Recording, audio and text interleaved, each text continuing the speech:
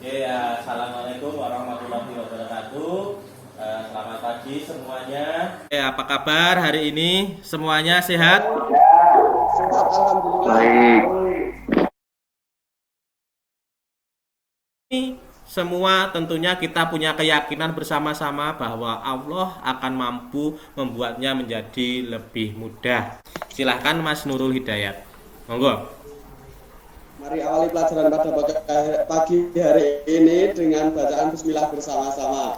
Bismillahirrahmanirrahim. Saya mau melakukan presensi terlebih dahulu. Nah, Angga Dwi. Mana ini Angga? Hadir. Nah, ada 3 orang yang tidak masuk ya. Ya, sebelumnya saya akan menyampaikan kompetensi yang harus kita kuasai.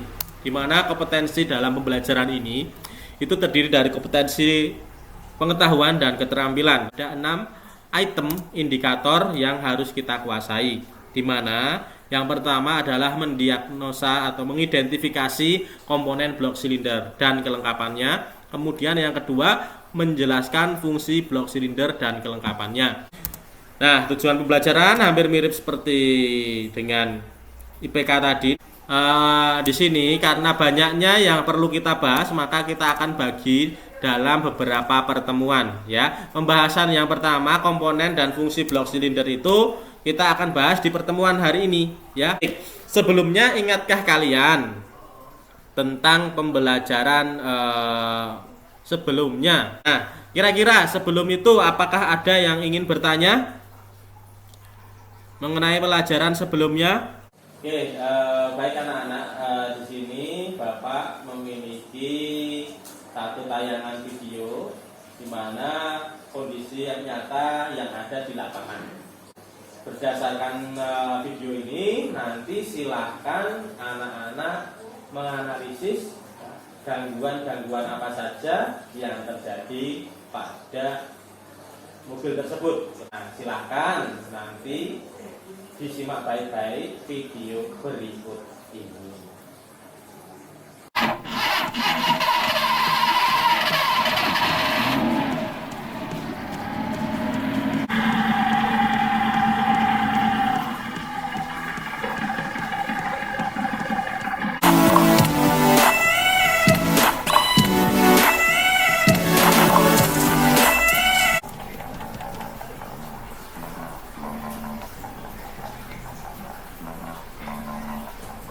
Siapa di sini yang ingin menjawab? Silahkan. Masalahnya piston nomor 2 dan 3 mancing. Oke. Ya. Gimana? Ada 2 piston yang basah. Keluar asap yang berlebihan. Oke, keluar asap yang berlebihan. Bagus. Sebagai seorang mekanik itu ya bukan mungkin bisa merawatnya saja atau tune up saja, melainkan kita harus melakukan pekerjaan seperti itu tadi.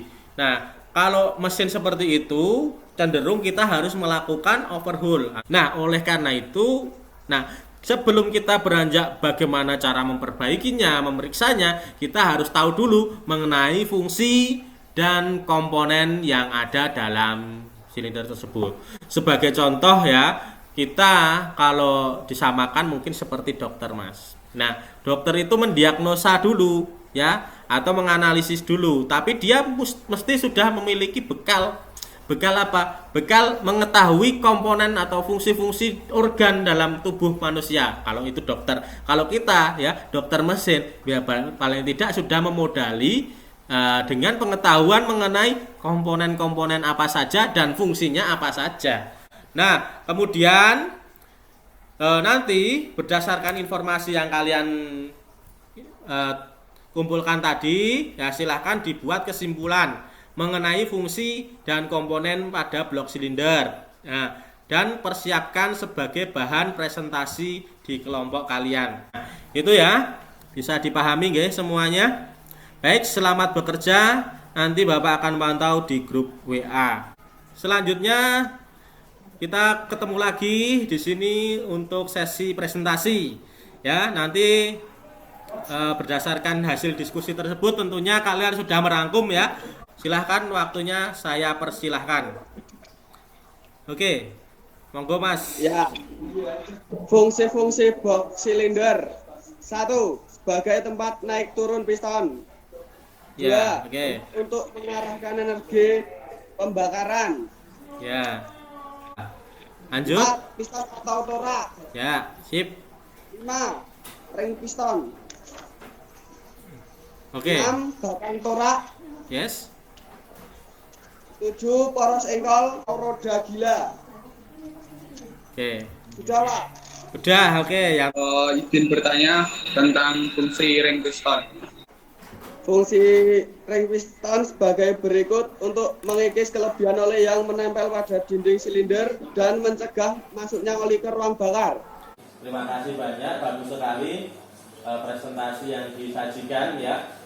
Di sini Bapak akan membahas ulang atau untuk menyimpulkan lagi, mungkin ada beberapa hal yang belum disampaikan atau tersampaikan pada sesi diskusi dan pada sesi presentasi tadi. Nah, pertama kita akan membahas mengenai fungsi blok silinder. Nah, fungsi blok silinder ini terdiri dari 5 fungsi utama. Nah, yang pertama itu adalah sebagai tempat naik turunnya piston. Ya, kedua itu sebagai tempat untuk mengarahkan energi pembakaran. Kemudian fungsi yang ketiga adalah tempat mekanisme engkol berlangsung. Yang keempat fungsinya sebagai mainframe engine. Nah, yang terakhir di sini tempat ID engine atau kita biasa sebut dengan nomor mesin. Sekarang kita bahas mengenai komponen blok silinder.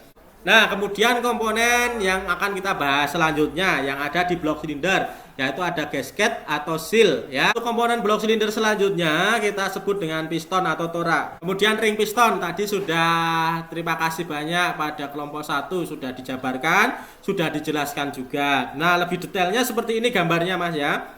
Nah, di mana ring piston itu ada 2 fungsi. Batang torak di sini. Nah, batang torak atau connecting rod. Nah, atau batang penghubung. Nah, ini namanya banyak ya. Nah, berfungsi untuk mengubah ya, menghubungkan antara tadi ya piston tadi dengan poros engkol. Nah, poros crankshaft atau poros engkol ini berfungsi untuk merubah gerak bolak-balik ya, naik turun tadi menjadi gerak putar. Kemudian ada bantalan atau biasa kita sebut dengan bearing. Nah, bantalan ini berfungsi untuk menghindari kerusakan karena gesekan-gesekan yang terjadi pada batang torak, poros engkol dan bagian-bagian yang berputar lainnya. Disinggung juga mengenai water jacket. Nah, pada water jacket ini ya blok silinder terdapat lubang tempat masuknya air. Nah, yang terakhir di sini ada flywheel atau biasa kita sebut dengan roda gila.